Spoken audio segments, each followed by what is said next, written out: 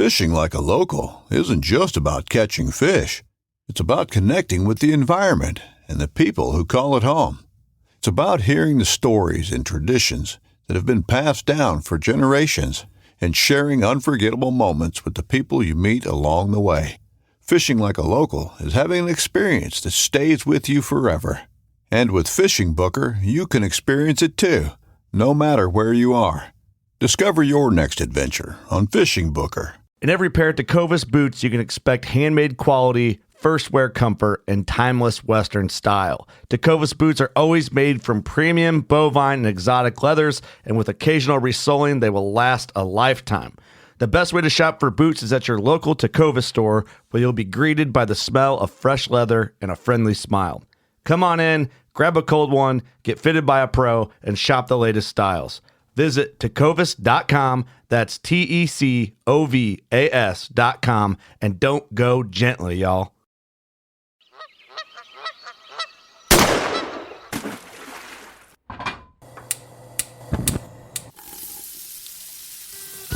Join Justin Townsend and the Harvesting Nature crew as they explore the world of cooking wild fish and game while sharing recipes, tips, tricks, and lessons learned from their pursuit of wild food. We sure hope you ate before the show, as you're gonna leave hungry. This is the Wild Fish and Game Podcast. Hey everybody, welcome back to Harvesting Nature's Wild Fish and Game Podcast. You got your host here, Justin Townsend, and I'm joined, what seems after a very long time of not recording. We had a bunch of episodes in the queue, and then Adam took a vacation, and then I've been super busy, and so we're now getting back to our regularly scheduled programming. And today we're going to be chatting. Oh, I didn't let Adam say hello. Well, hello there. Well, hello. Today we're going to be talking about we're going to be doing some butchering discussion. We're closing out really all the what we'll call the meat cuts. We still have the offal, so the organ meats, which we're going to talk about. And we're going to talk it very much in the same approach that we have all the other meat cuts. But this will round us out, and we'll have covered the cuts for the entirety of the animal, excluding some very specific cuts I just mentioned. But we'll chat about the top sirloin and the sirloin tip, which go by many different names in many different countries. Even in the United States, I feel like there's a bit of difference in what people call them. Even top sirloin versus sirloin tip versus football roast versus a bunch of other things. But we'll dive down into that rabbit hole in just a minute. First off, let's do a little bit of updates, kind of what we have going on. So for me, close out turkey season with a lack thereof of a bird, which is okay. I didn't get to spend as much time in the field as I want. I've started preps to sort of focus on my move, which is coming up here very shortly.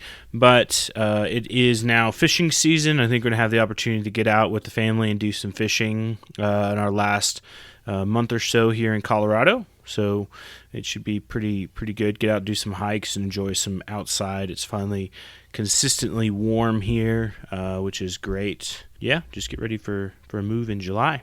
So, Adam, how about you?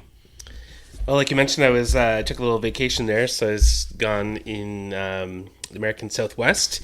So I did a road trip through, like a camping road trip through Utah and some of Arizona, and it was just absolutely lovely. I love the country down there.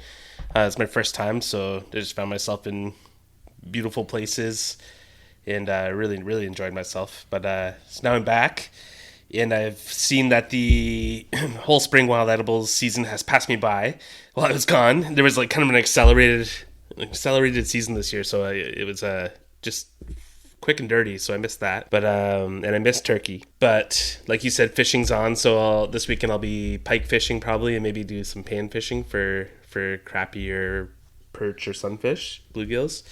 I usually do every couple times a year. I do a mess of those up. So yeah, I'm gonna get into that, and then hopefully summer mushrooms start popping up soon. So I'll be looking for chanterelles and everything in the next maybe 3 or 4 weeks. So yeah, Yeah, so that's everything. I'm excited to get back outside again in the greenery. Although the desert was cool, it's so much greener here. It's quite a contrast. It's always crazy when you come back from a trip to a very dry climate and you're like, holy smokes, there's so much green. I was just I was in Florida visiting Adam Steele, and I was just like, man, it's so much green. And even though like we're getting into the green season in Colorado, it's still like in parts it's still pretty dry and arid. Not as much green as, of course, like Florida, where there's tons of green everywhere. Also got some alligator meat from him, so I'm excited to cook up some alligator here relatively soon. And then, it should be fun. Something else I was going to say. So for our next butchery episode, instead of going to the offal, we're going to do a whole episode on grinding meat and discuss kind of like ground meat in general, along with some recipes, like sort of where we're at. We'll probably identify some of the best cuts for a grind, some cool things to do with it, very good ways to go about grinding meat. I think we've talked about sausage making in general, but I don't know that we've ever covered just specifically the ground portion of it, of just talking about that. So we'll cover a couple different things in that about how we're doing. It's kind of a reflection of our current, one of the pieces of our current book project that Adam and I are both working on, which we're excited to get off the ground this year. So keep an eye out for that as well. And then, I guess let's get to it. Let's do it. So first up in the hopper, we've got the top sirloin. So the top sirloin, as you may think very clearly, is at the top of the back quarter. It's kind of a fat, squared-off piece of meat that sits atop the back leg. It connects with both kind of almost an extension of the loin, but not. It's a separate cut altogether. So it is. It's connected to the top round, the loin, as I mentioned, the tri-tip, and the sirloin tip. We'll talk about the sirloin tip in just a minute. And we've already talked about both the top round, the loin, and the tri-tip. So if you need to refresh on those, go back in our history in our podcast and listen to those episodes. But so it being located sort of top of the hip, if you think about an animal's hip as you do ours, it's sort of like towards the top of it. So it's it falls within the sirloin subprimal, which belongs to the loin primal. Is part of that like larger cut there. It does, based on where it's at, get a moderate amount of exercise, so that leaves it quite lean with just a little bit of marbling, but it's got a lot of flavor because it gets a good amount of exercise, so a good amount of blood flow through it too to get lots of good, delicious flavor. In order to remove this cut, I think about it kind of as a whole. When you look at it, so if you've got the quarter laying there on the workbench in front of you, the easiest way to locate this cut is to look for that ball joint. So if you've got the cut flipped over to the inside, no matter if it's the right leg or the left leg, it'll be in the same because it's right above the ball joint. So locate the ball joint, follow up, and then kind of like a half circle across the ball joint, you'll loosely see the seam.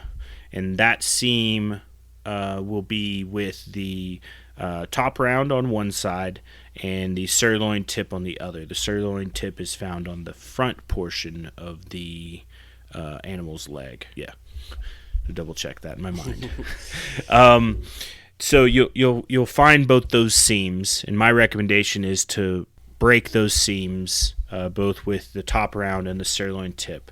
The tri-tip will be connected near that seam with the sirloin tip, and it actually sits atop the top sirloin, kind of on the outside edge a little bit.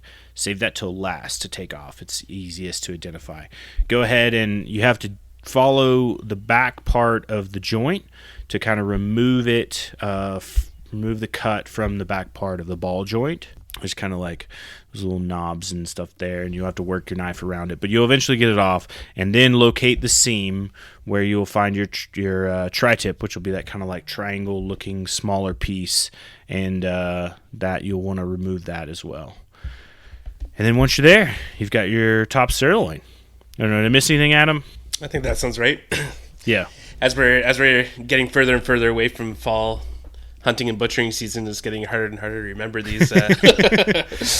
We'll look at some pictures as a refresher. Yeah. I think, as part of this whole project, we'll have to go back through and we'll do some videos for all this stuff in the end over time to help everybody be super familiar with it. But I think it's a fairly easy, straightforward cut. You don't have to do a lot of digging. Like, it's easy to locate. I always, I'll admit this, I always get the names mixed up between the sirloin tip and the top sirloin, just two, also because I've learned it as the sirloin and the sirloin tip, and so I'm like, wait, which is which? And you think a tip is the top, but the top is not the tip, and back and forth. But if you just think about it as the top sirloin, it's very easy to know that this is the top sirloin and the other one is the sirloin tip, because it's at the front tip of the animal.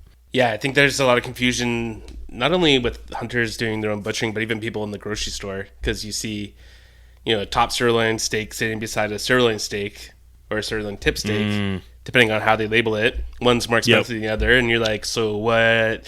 Which one's better? The one's cheaper, but and then in the hunting world, this is one of the most commonly mistaken cuts, I think, out of all of them. When you mention, say, in a Facebook thread or something, top sirloin, people start thinking football roast. That's the sirloin tip. And it gets very confusing really quickly, and not many people seem to know that the top sirloin actually exists on the animal as well, and is a better cut in my opinion. So there's a lot of confusion around it. We'll try to clear some of that up.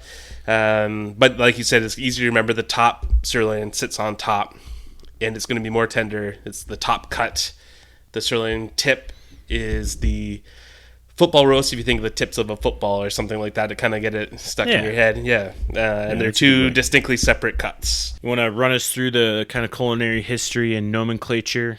Sure. So the top sirloin, it's just to add to the confusion, in British butchery, which includes Australia and some other countries too. Not Canada, we follow more the American butchery style, but the sirloin is known as the rump. So if you've probably heard of the rump steaks before, which often get mislabeled rump roast. Yeah. Those are often mislabeled as well, but that's generally they're talking about the sirloin, the top sirloin. And when they say the sirloin, they're actually talking about the strip loin, like the piece of loin before the ribeye. So that gets things twisted too. So elsewhere in the world, this cut is known as the cap off, the culotte in France.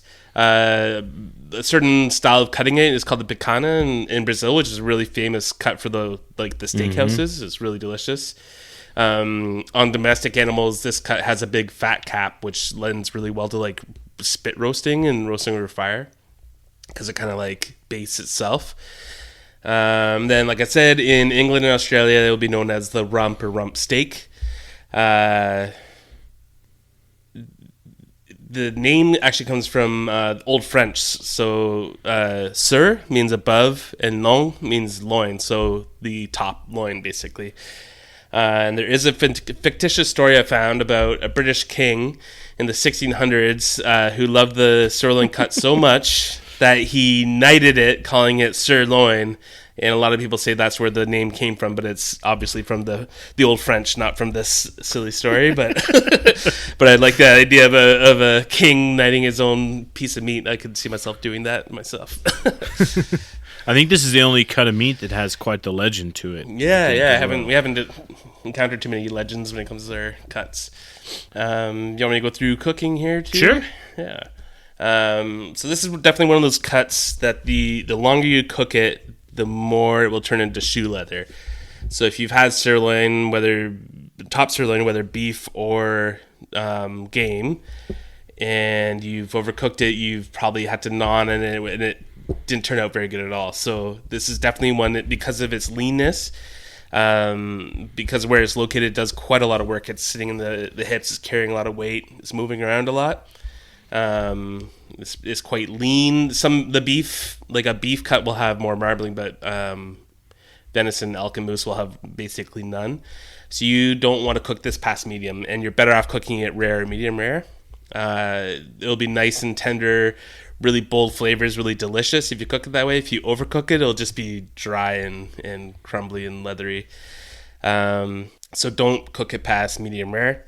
This cut is very versatile. So it's one of my favorite cuts for grilling. It's one of my favorite cuts, period. If I was going to pick like a lean cut from the animal, it would be probably the top sirloin would be my favorite for steaks or for skewers or for, tying it into a small roast. You can cut it thin and marinate it. Can I go on a bit of a tangent for just a second? Yeah. So, man, I've been watching social media and watching the posts about, we mentioned like skewers and kebabs, and I have seen so many people posting pictures of like full kebabs with like the very traditional sense, right? Yeah. Meat, veggie, onion, mushroom, tomato, whatever, like in your whole kebab. And then I've just watched sort of like as it's happened and been silent, but I feel the need to break the silence since you brought up skewers. Of just the fact it's grilling season. Do yourself a favor. This is a hot tip out there, folks. Separate your vegetables and your meats into individual skewers. So have one or two skewers of meat, one or two skewers of tomatoes, one or two skewers of mushrooms, one or two skewers of onions, because they all cook at different temperatures to be done. And so oftentimes I've been to grill parties, barbecues, whatever you want to call them. Is that what you call those things down there? Yeah. Grill parties.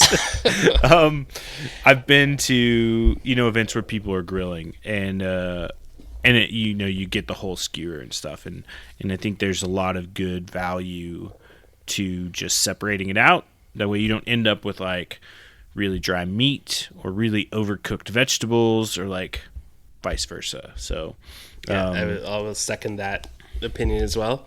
With a small caveat, sometimes I like to put something like green onion on like a chicken skewer or something, or maybe a pineapple just to flavor it, but it's not there to be individual vegetables. It's just a small flavoring.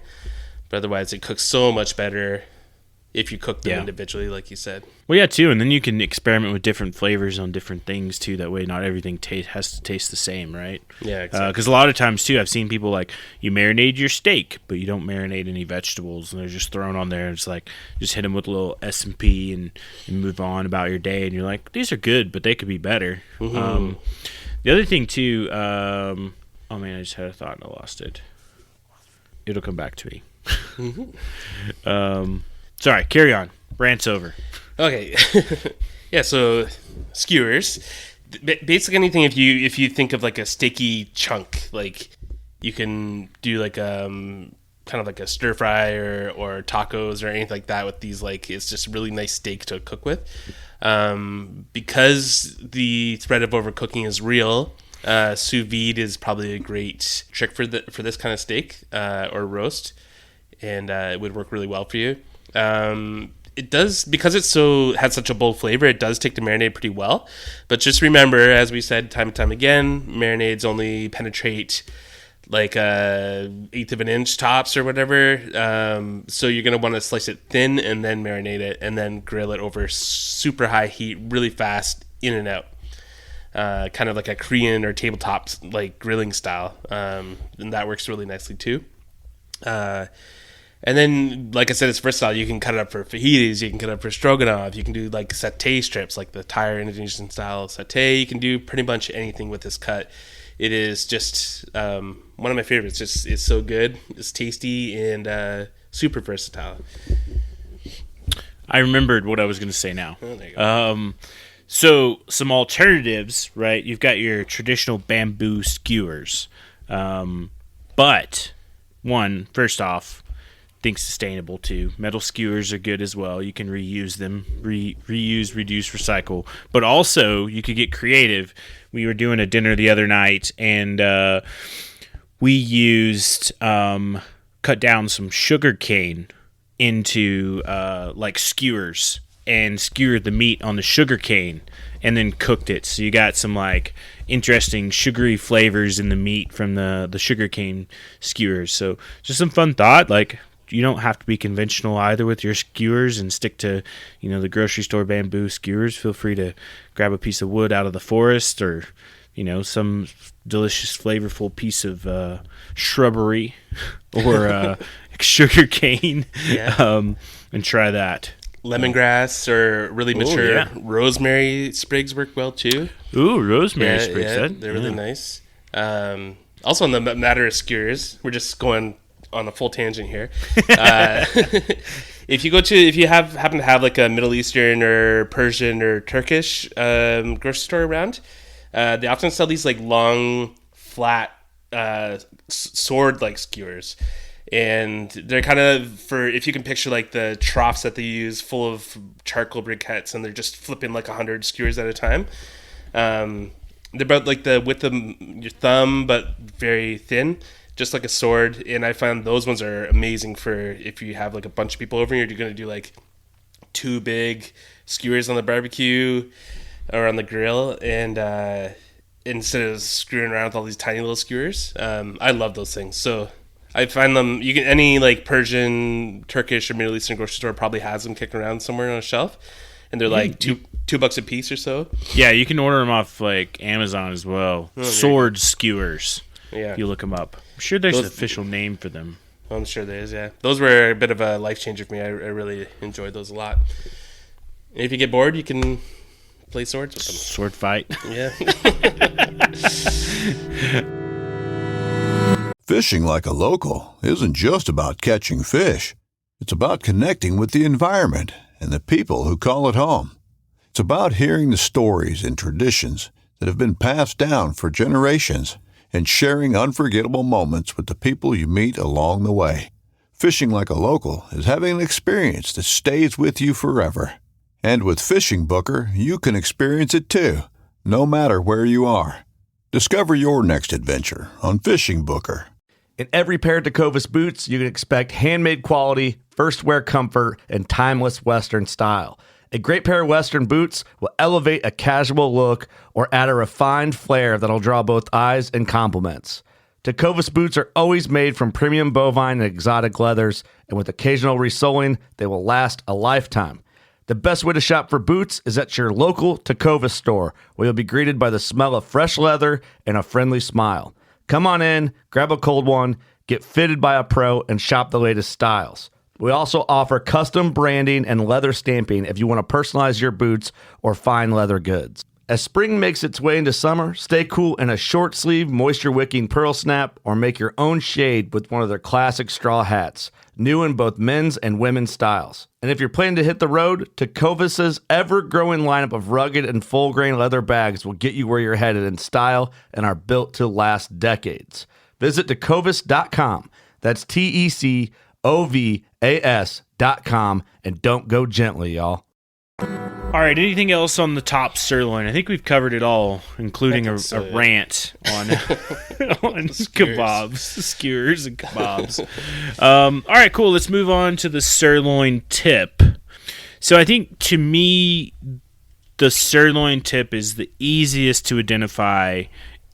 That in the, I don't know, I'm starting to get better with my cuts in the back leg, but if you laid them all out on a table, I could probably pick out the top round and the sirloin tip first, because they're very unique shapes. The top, or not the top round, the bottom round. The bottom round being kind of that rectangular shape, and the sirloin tip being this football shaped. So it sits along the femur. On the I'm going to mess this up. I'll come back to it.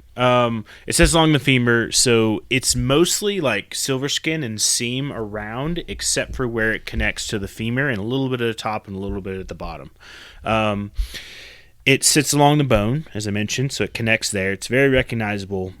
It's lean with lots of connective tissue inside, and it's plain to see in like a cross section. You can see the connective tissue in there. You can see the grains of meat and all that fun stuff. So it is it's part of the round primal, and it can be found next to the top round, the bottom round, the eye of round, and it also connects up at the top, as we mentioned, to the top sirloin and the tri-tip. And then it connects down towards the bottom, like near your shank, kind of draws in there.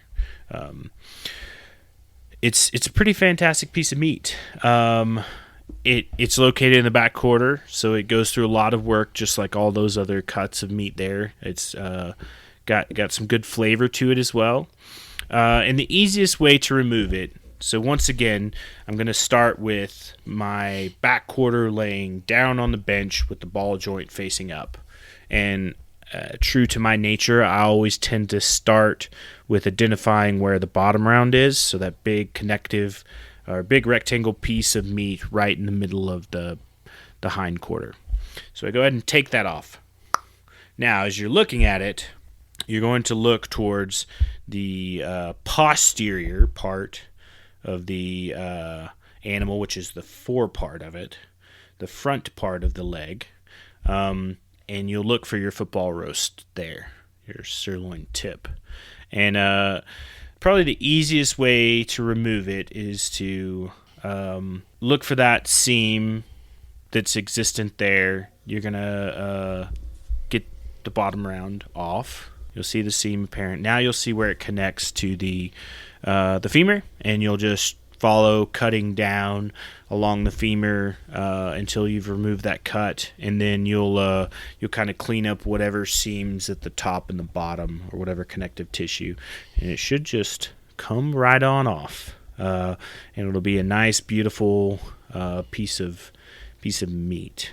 So I don't know, Adam, anything else I'm missing? I think we hit it. Yeah, I think that sounds right. Yeah, it's pretty easy. It's pretty identifiable. You'll see it just kind of fall out of itself basically once it's off the bone. And it's the top and bottom round. Always find a little more confusing than the sirloin tip. It's a lot easier to pull out. So you want to hit on the culinary history? Yes. So as we said a bunch of times, this is also like most famously known as a football roast in America because it looks kind of like a football, so that makes sense. An American football. American football. Not really these round footballs from Europe. So it can also be seen, although I haven't encountered many of these names before, but it can be known as a peeled knuckle, a ball tip roast, or a knuckle steak. You can make yourself a knuckle sandwich. What about a knuckle sandwich? The knuckle, I guess, pointing towards like the kind of knee that's somewhat attached to from the femur, I guess. But it's usually known as sirloin tip or football roast, so you're probably not going to encounter those other names so much. This cut is less tender than the top sirloin, but it can be moderately more tender than the top or bottom round. So it's still a pretty nice piece of meat. It's very lean. Once again, it has quite a bit of connective tissue, but not in quite the same way. It's like the front shoulder areas that we talked about before. This is more like kind of layers of silver skin rather than a lot of like gnarly tissues.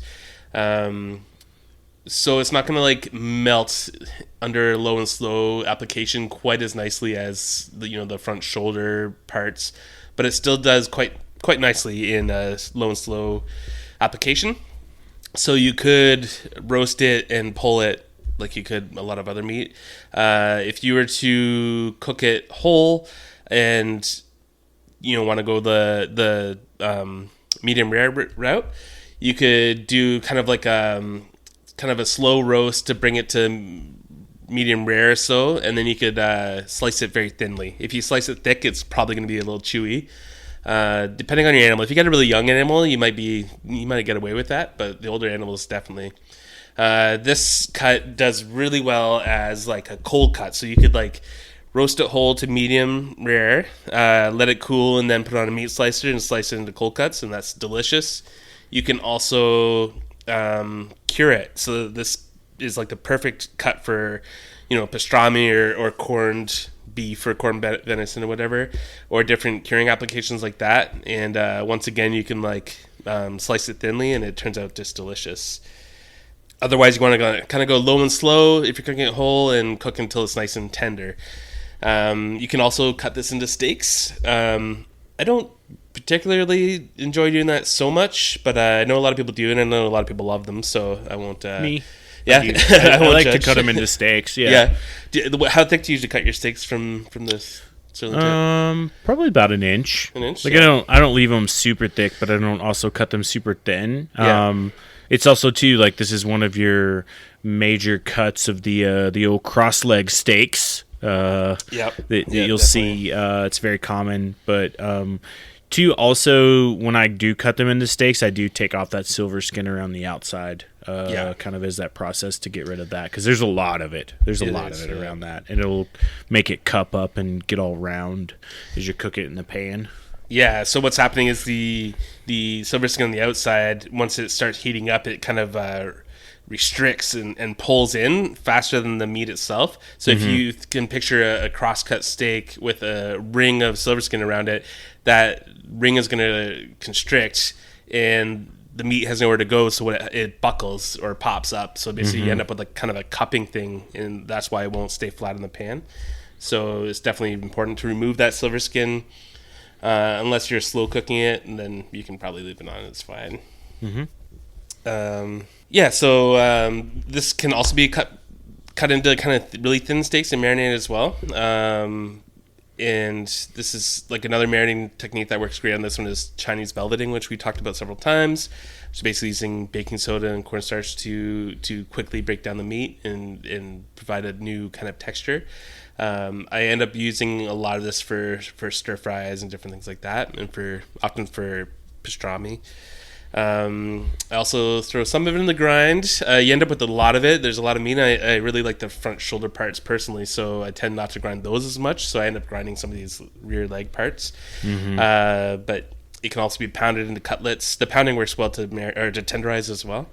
You can do stir fry. You can do like some braising steaks. You can cut it into stew. You can make jerky with it. You can play around with like pressure cookers to really tenderize it quickly. You can like slice them really thin, marinate it, and sear to grill it quickly.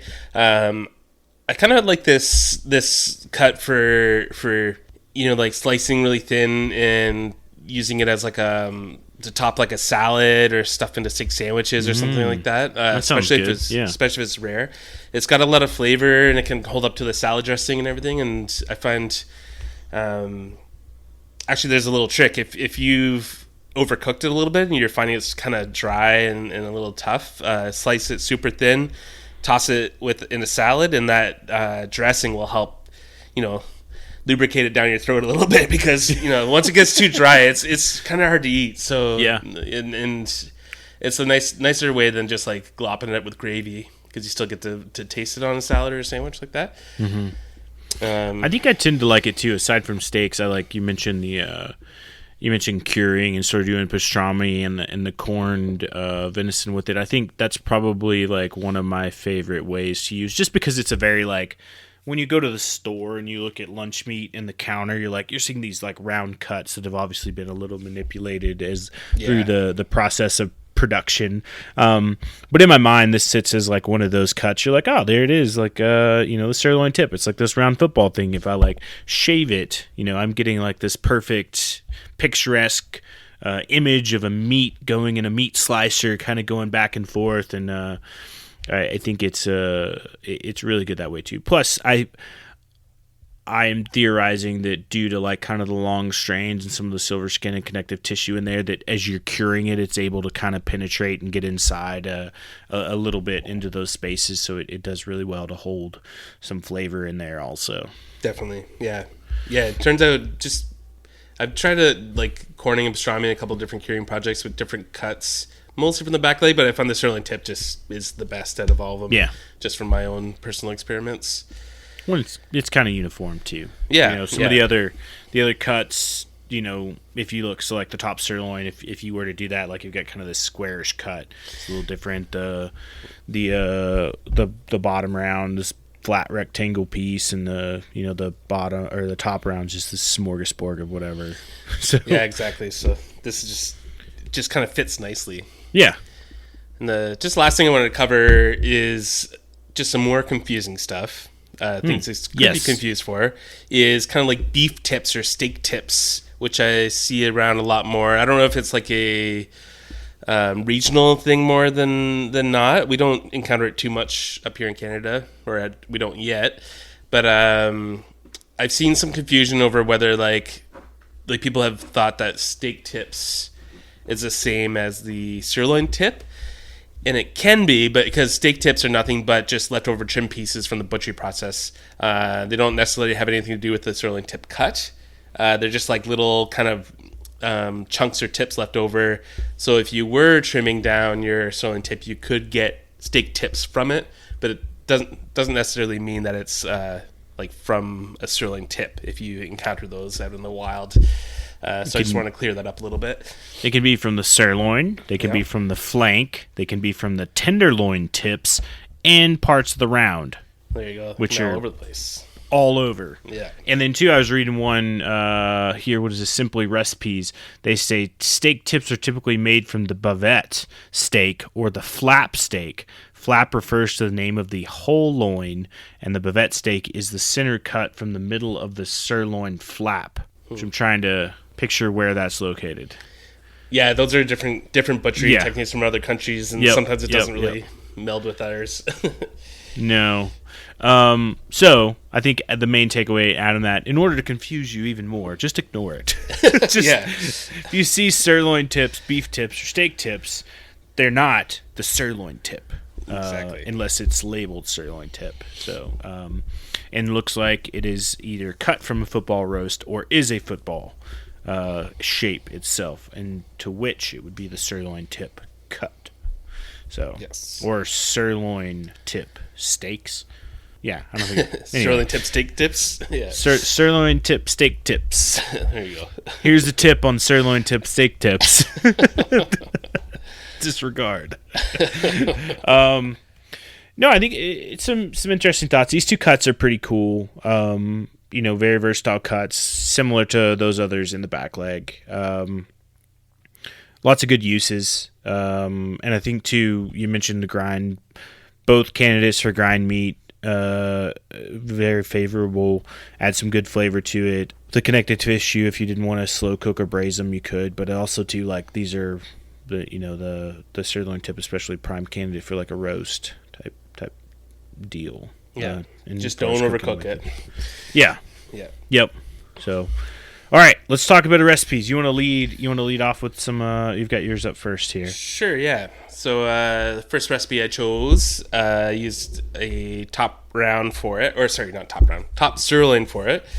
and this is a venison and Celtis stir fry. So Celtis, I'll just talk about that for a moment. It's a very cool vegetable used in a lot of Chinese cooking, and it means lettuce stem. So basically, lettuce was bred to develop a thicker and juicier stem rather than the leaves. So Celtis, I've grown it before.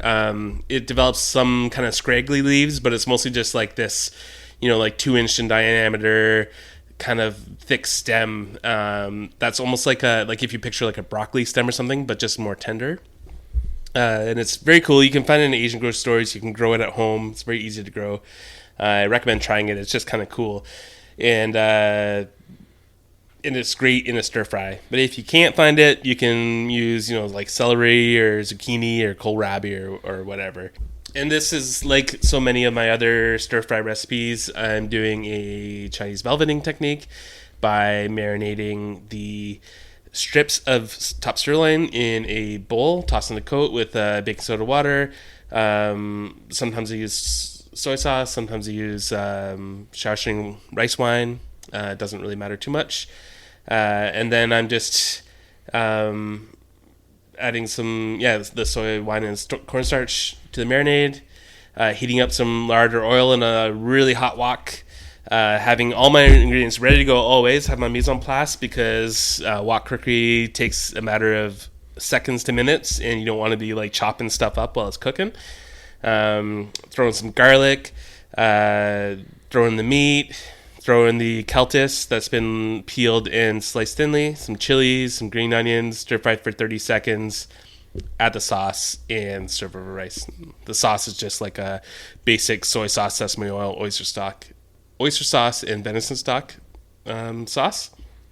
And it's just like a like a 10-minute meal you can make at night on a weeknight after you're busy and the kids are crying, and you just want something that's healthy and delicious and good without microwaving a pizza pocket. These stir fries are the way to go. Just a little bit of prep and then minimal cooking time. And I kind of like it too because sometimes if I'm not that lucky hunting, which is pretty often,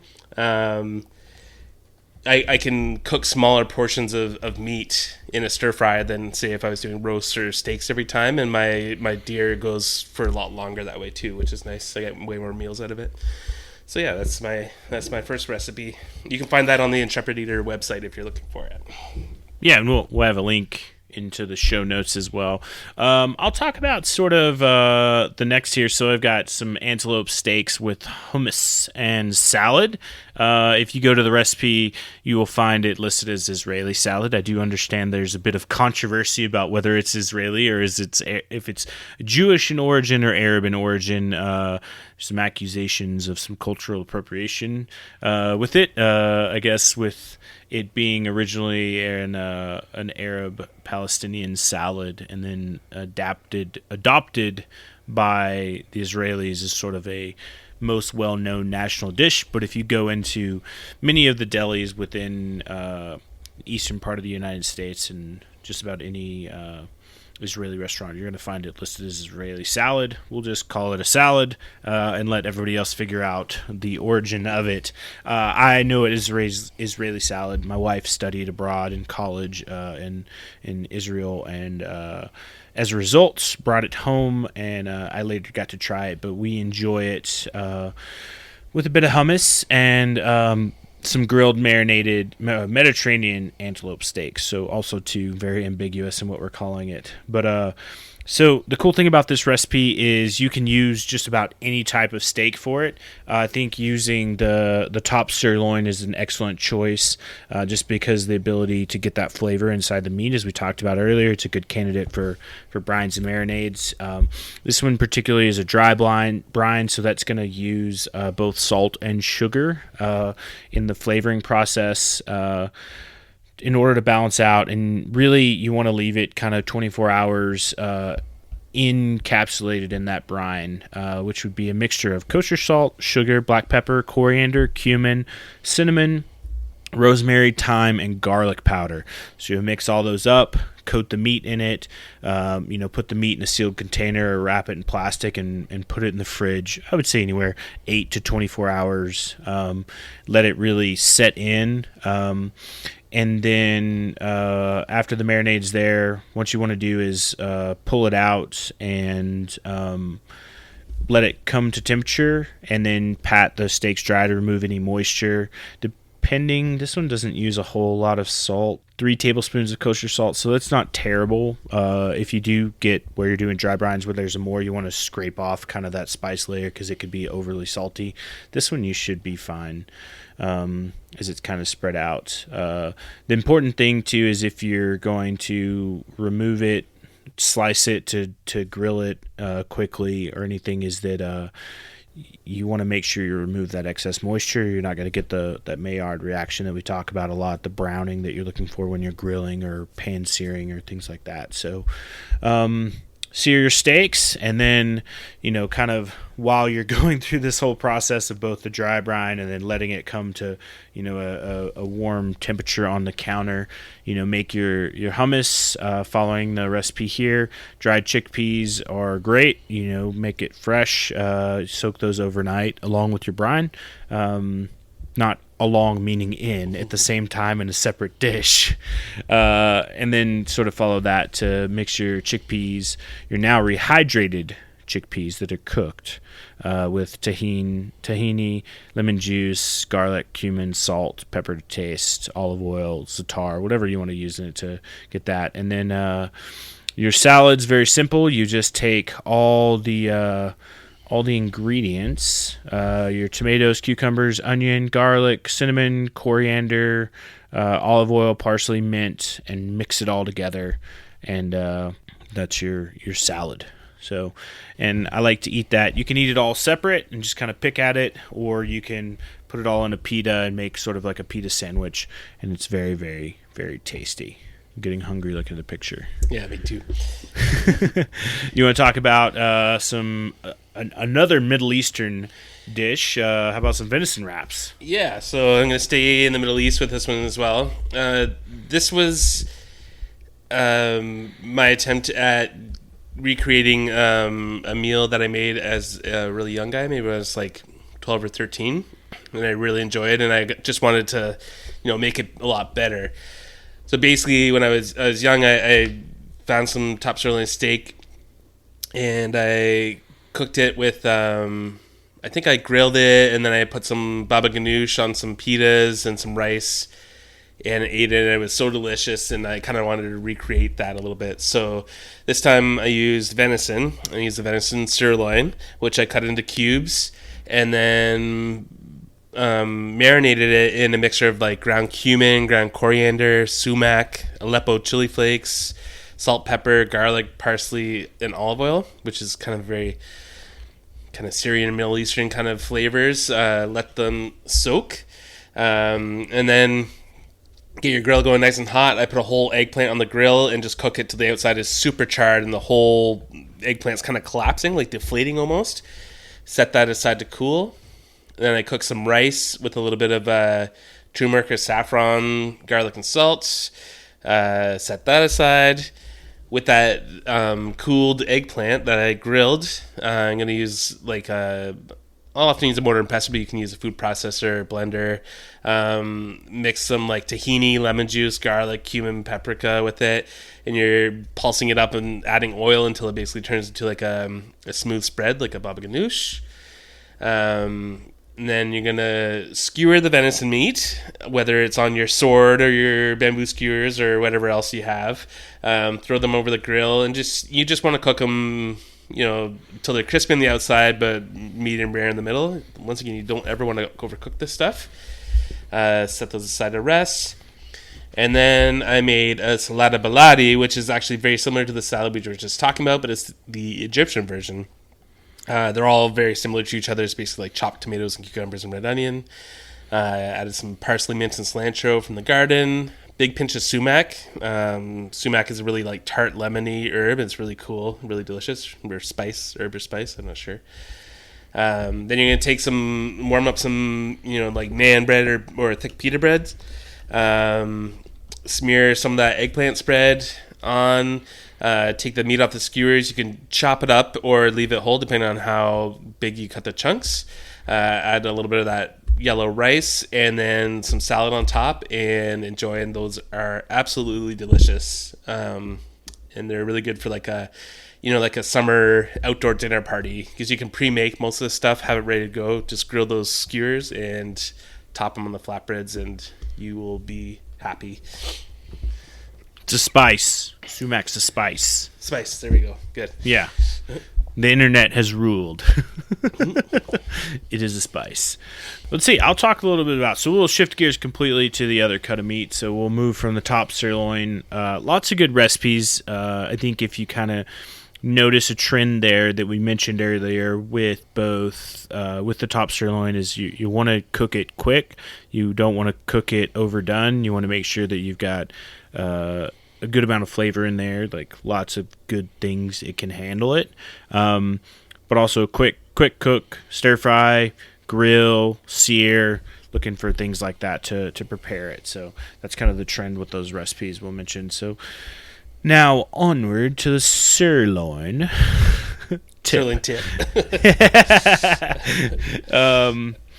So here I'm going to talk a little bit about the corn venison recipe I have. And this is a very old recipe. It dates back to 2015. I guess it's not that old. 9 years. I don't know. It has stood the test of time. And I made this venison Reuben sandwich. I used the back then famed Weston meat slicer, which I still have. It's a good slicer if you're looking for a small one. I cooked this dish in preparation for St. Patrick's Day, but it's not your traditional Reuben. It's very different. There's no Thousand Island dressing on it. The corn process itself takes about 4 to 5 days, depending on the size of your roast. If you have a roast that's closer to 6 pounds, you probably want to brine it for 5 days. If you've got one that's closer to 4 pounds, you're probably like 4 days. So there's lots of calculators and gonculators out there on the internet you can punch it into. There's also I followed for this one Morton's Tender Quick. I've since in my evolution of curing have gotten away from Morton's Tender Quick, and I tend to use the pink curing salt instead. I don't know. Morton Tender Quick tends to leave things a lot more saltier than I like. And it's all kind of a weight-based versus I guess Equilibrium brines technically are too weight-based as well. But I don't know. I just find I like the pink curing salts better. I don't know if you have any thoughts either way, Adam, on it. But I've never been able to find Tender Quick up in Canada, so I've just been always using the pink salt right from the beginning. Yeah. So, yeah, I looked for it, good. But yeah. Yeah. So in this one, I had a 4 to 6 pound cut of venison. I believe in my mind I used the sirloin tip. A half gallon of cold water, 2 cups of Morton Tender Quick, brown sugar, mustard seeds, black peppercorn, whole cloves, cinnamon stick, 2 bay leaves, allspice, a half an onion, and 4 garlic cloves, and a partridge in a pear tree. I didn't have that. But it's pretty simple. You follow the directions for the Tender Quick, which is going to involve heating up your water, getting all your spices and Tender Quick and everything mixed in there and really well. And then you're going to put it into a food safe bowl, a non-reactive bowl, so you don't want some sort of metal device, and you're going to let it cool down until it's room temperature or below. You could place it in the fridge if you've got room in the fridge or some sort of thing. And then you want to place your roast in there and ensure that your roast is covered completely in the liquid so that it is submerged and can take on the brine.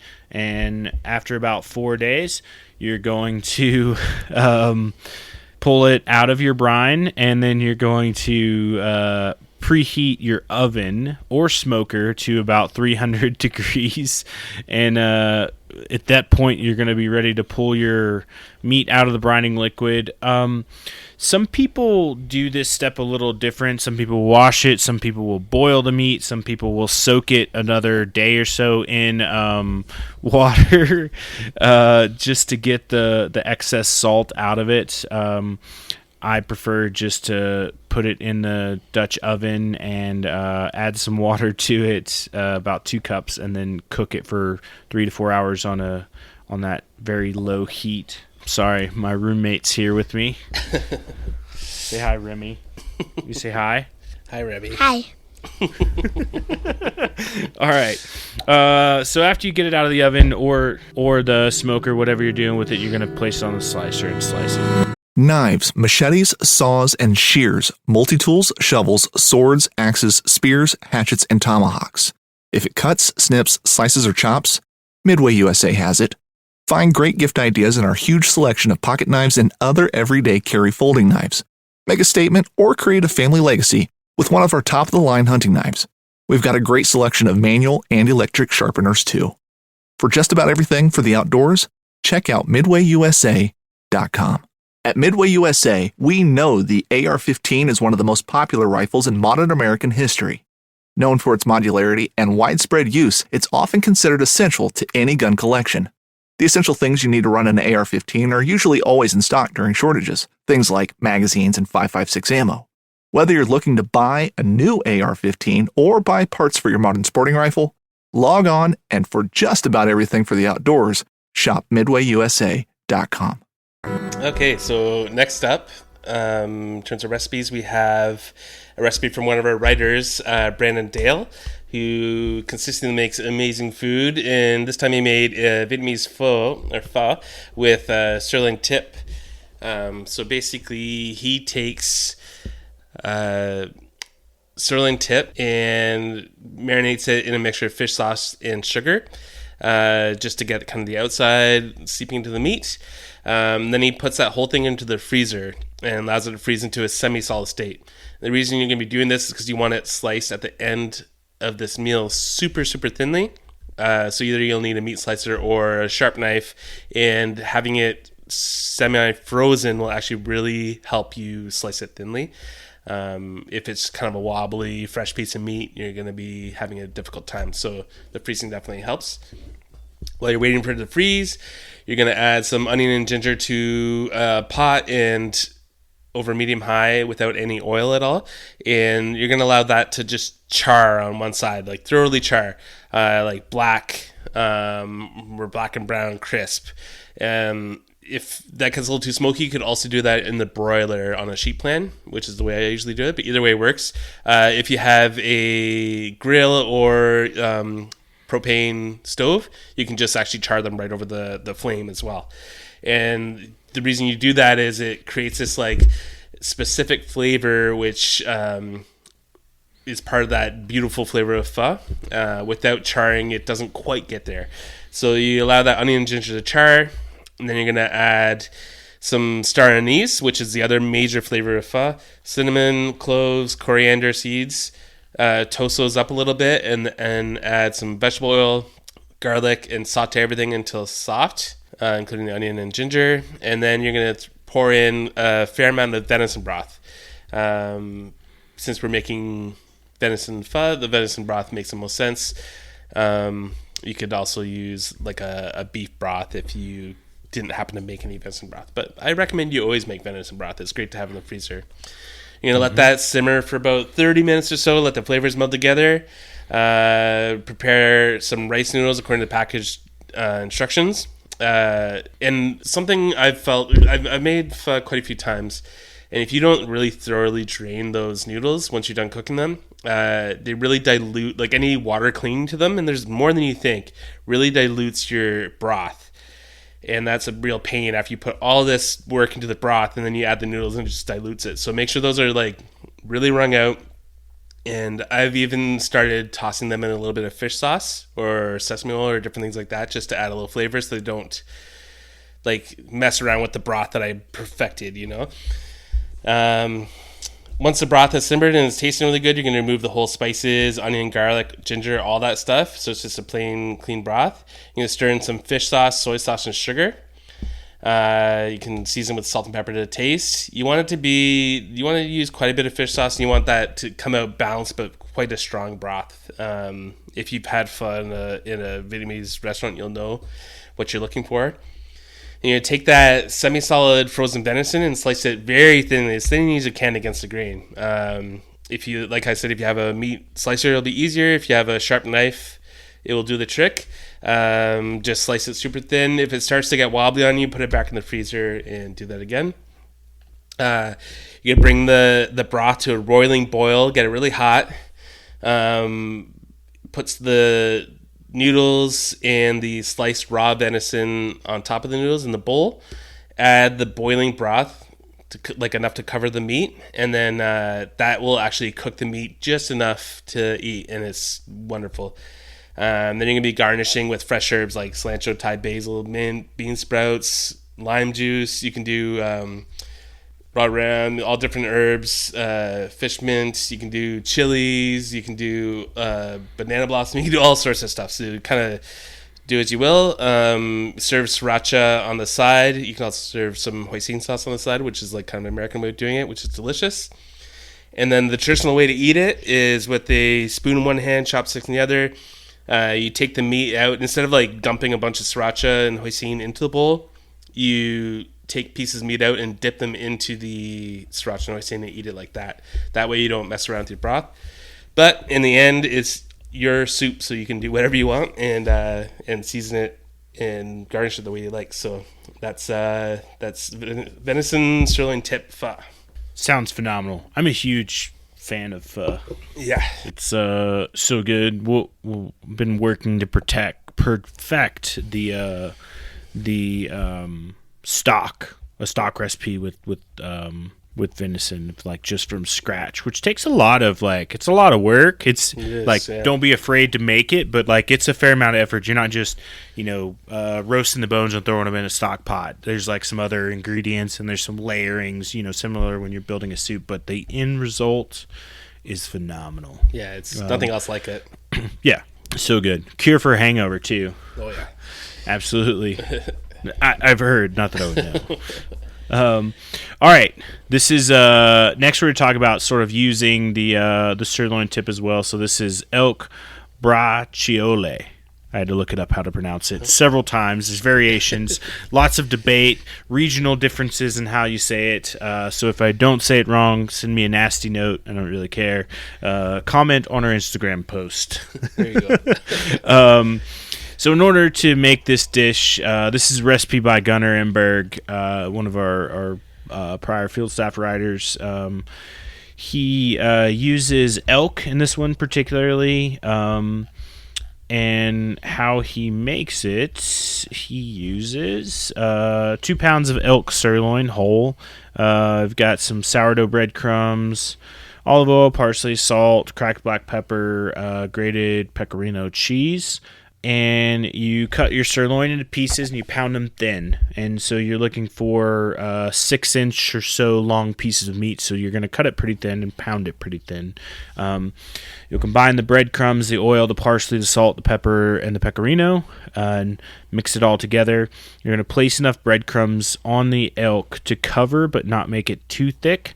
You're going to roll those pieces up and tie them with butcher twine in a couple spots to secure. And you should get about 6 to 8 rolls.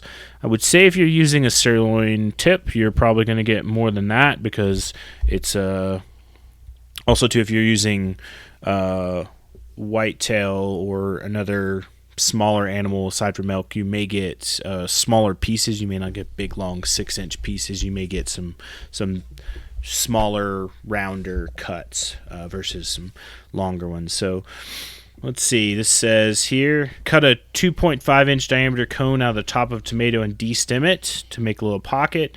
Dice some shallot, slice some garlic, and place an even amount of shallot, garlic, salt, pepper, basil, oregano, and thyme into each tomato pocket and drizzle olive oil over the top. Bake those at 400 degrees for 30 minutes. Remove the peel of the skin, place in a blender, and blend on high until smooth. Then you're going to place a 12-inch pan, likely cast iron is a great option, over medium heat. Pour your sauce in there, and you're going to reduce that sauce. You're going to reduce it until it's thick, but not too thick, because it's going to go in the oven as well. You're going to preheat another cast iron Dutch oven on high, and you're going to sear the elk rolls on the top side until it's a nice crust is formed. Don't crowd your pan. Sear in batches if you need to get a good seal. And then you're going to place all of them into your pan and put a bunch of tomato sauce in there until you've come within about a 1/4 inch of the top of the rolls. Put your lid on your Dutch oven, and then you're going to, at 400 degrees, cook them for about an hour to 2 hours. Seems really high for a really long time, but maybe you reduce it probably down to about 300 for about 40 minutes. Would likely get it cooked to where you would want it. Check your tenderness, and you should have little to no resistance going through. And then cut your twine off, removing with your shears, and enjoy with your favorite pasta. So very delicious dish. I think the highlight of that is very much some cool flavors in the tomato sauce. The roasting in that method. It's an interesting technique. Yeah, I've never seen it done like that either. Guess it works, so I've tried it out. Yeah. And then just the whole, it reminds me of too, like rouladen.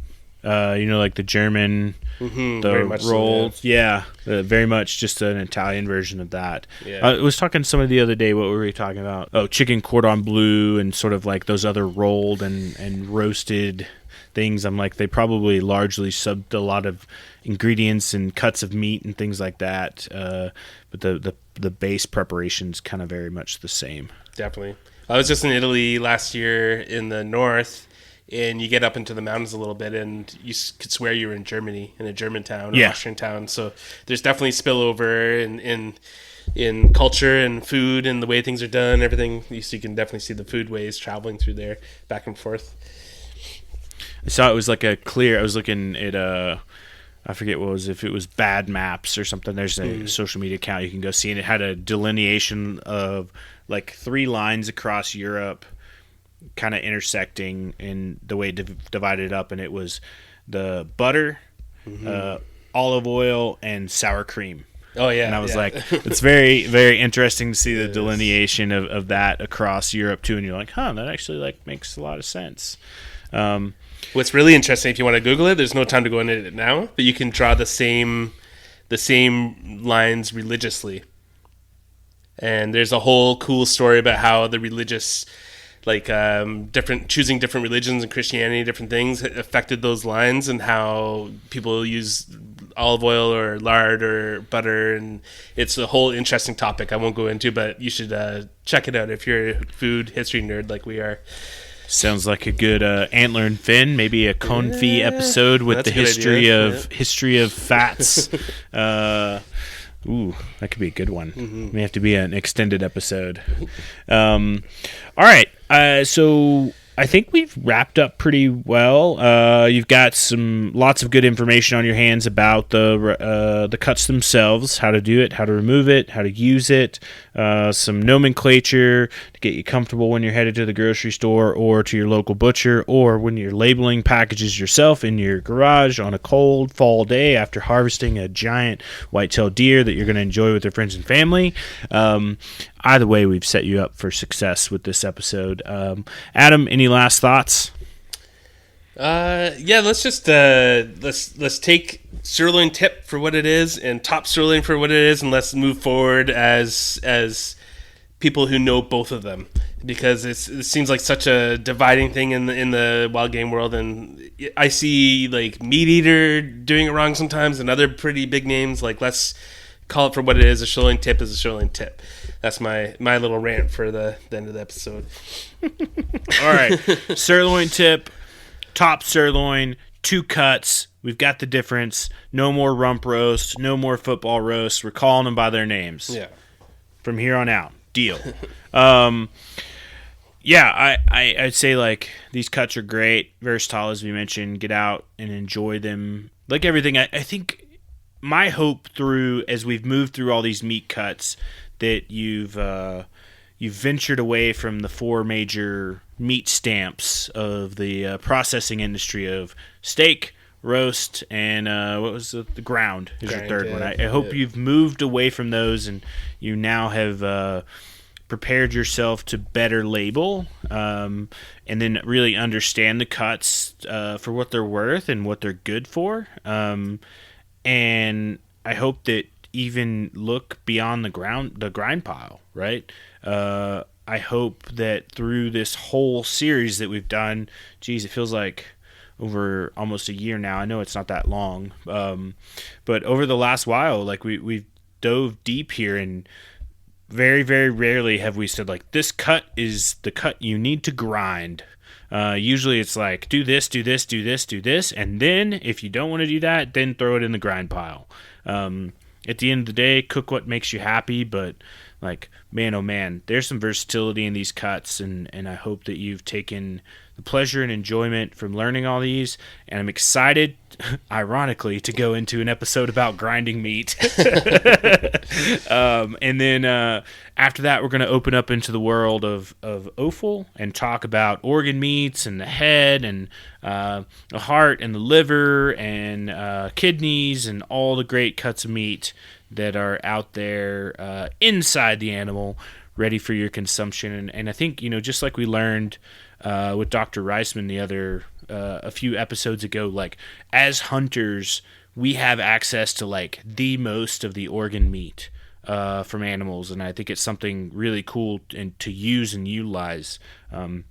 Some people may turn up their nose to them, whatever, that's your prerogative, but I think there's a lot out there to work with, and it just adds more depth and breadth to your freezer in order to maximize the usage. Like, if you only harvest one animal a year, right? A liver, a heart, some other organ meats, that adds volume. That adds the ability to cook, even if you just, incorporate it with some other cuts of meat or do something spectacular with it. Like, it's another meal or two. So just take it for that. But thanks everybody for listening to my last rant of the night. I really appreciate your patience as I got through that. Thanks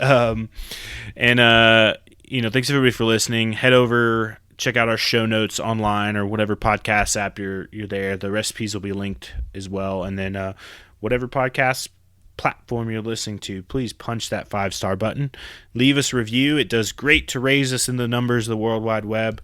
Or just leave us some feedback. Tell us what we're doing wrong, or, tell us we're doing right. Thanks, everybody. Have a good night.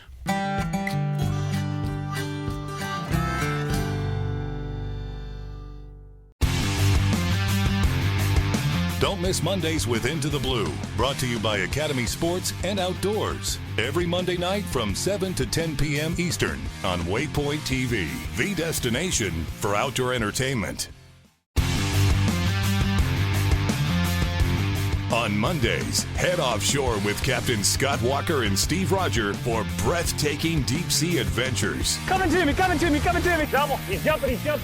Oh! Look at that belly. Don't miss Mondays with Into the Blue, brought to you by Academy Sports and Outdoors from 7 to 10 p.m. Eastern. Tell a few fish stories along the way. On Waypoint TV, the destination for outdoor entertainment.